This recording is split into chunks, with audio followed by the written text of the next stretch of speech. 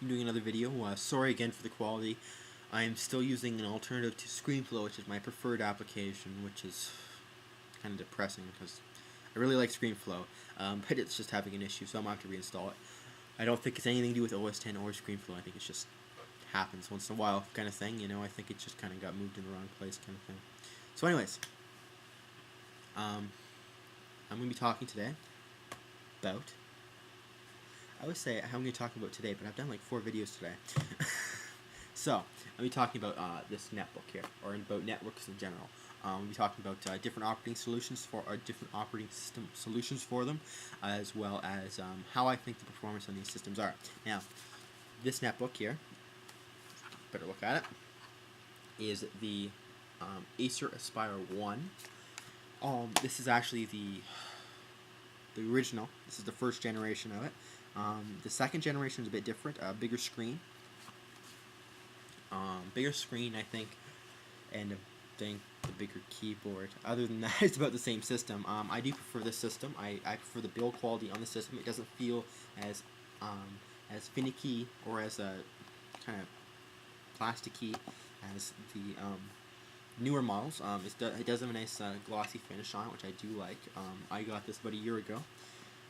Oh, not even a year ago. I guess it's been about a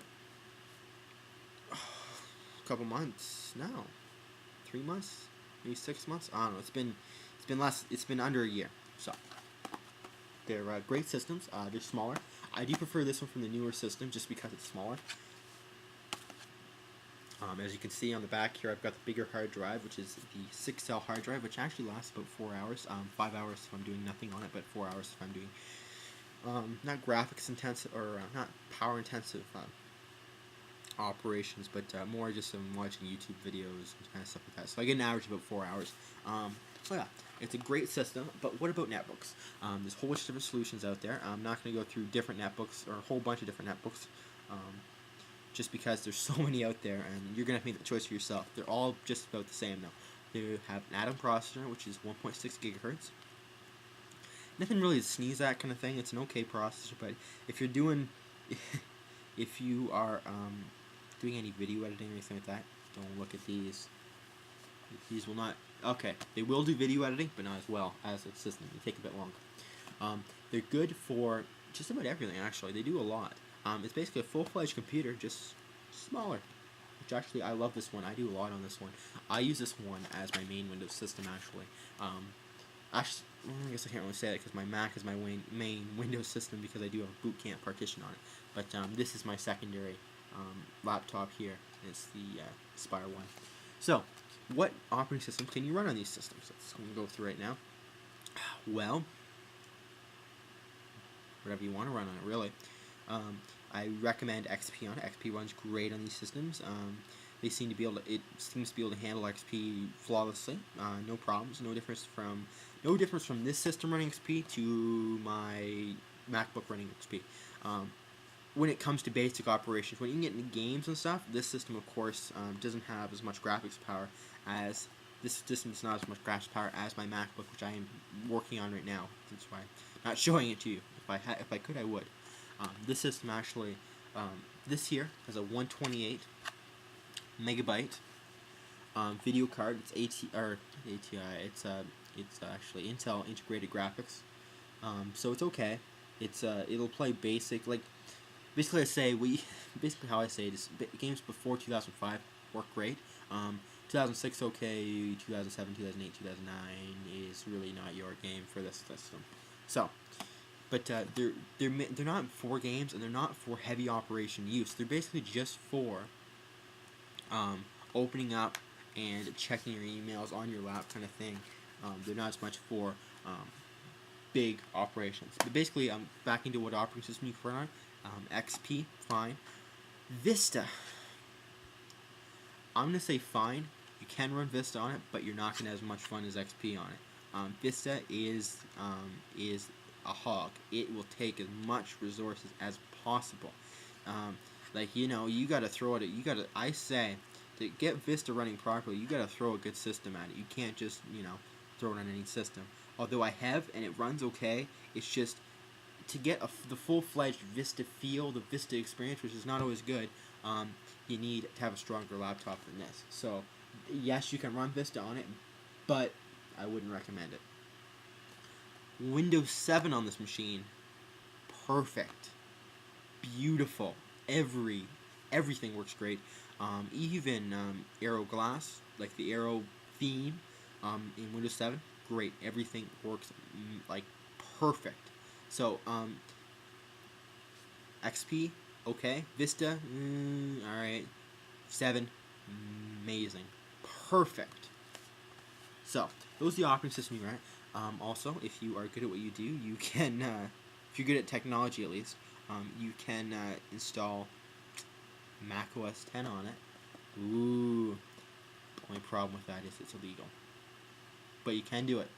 I'm not going to tell you how, because I don't know if I can actually say how you do it without getting every phone call from Steve Jobs, but you can run OS 10 on these systems as well. They do have the capability to do that, just to let you know. They're great systems, but like I said, they're for basic use.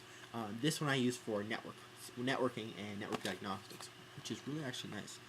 I do tend to use my MacBook a bit more for that, but if I'm on, if I'm at home here and my network's having an issue, I grab this little netbook, I open it up on my lap, kind of thing. I have it open on my lap, and I can type away on it, and oh, this is working, this isn't working, this is kind of working, and it it works great for that. It's also great for I'm just at home kind of thing, watching TV, checking my emails kind of thing. Great, just open it up. It's great for basic users. Like it's great for that.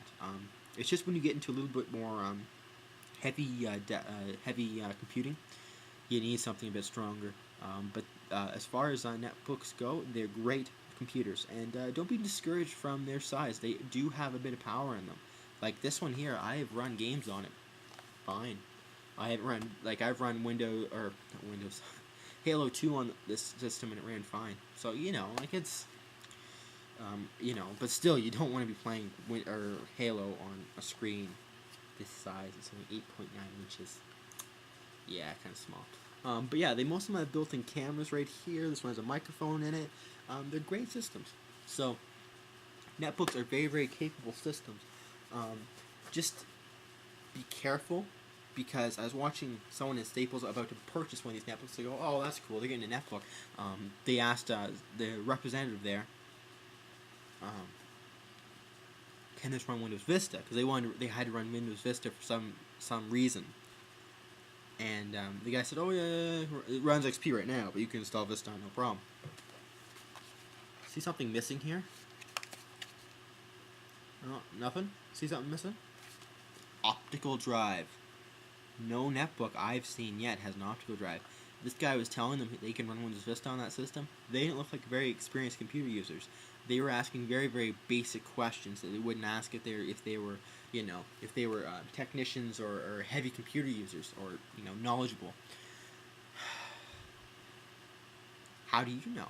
How are they going to figure out how to install Windows Vista on that system? The way I do it was with a USB key. It's not an easy process. For me, and for a lot of people, it's an easy process. But for someone who's getting their first computer kind of thing, it's not going to be easy for them to figure out how to get a Windows install CD on a USB key and make it bootable. It's ridiculous. So just be careful. Listen very, very carefully. Look at what the netbook has. They're gonna, in general, have the same specs, but look at it. Make sure it feels right to you. Make sure you can type on this keyboard. I have small fingers. My fingers are smaller. I can type on this keyboard, no problem. Some people can't. So check that too. Make sure you're able to use the keyboard. The screen's not too small for you, and basically it'll do all your needs. Check your applications. Check what they require, and make sure that netbook is suitable for you. So those are netbooks. Any questions about my netbook or about my knowledge of netbooks, you can email me at TheZRTECH@gmail.com. Be happy to reply and answer any of the questions you have as best as possible. Also, if you have any comments on this video, put it in the comment section below. I'd be happy to reply to those as well and read them at least. I'm kind of busy lately, but I'll hope to reply to as much as I can. So thank you very much for watching, and subscribe to my video if you hope to see videos to come. So thank you very much for watching. Goodbye.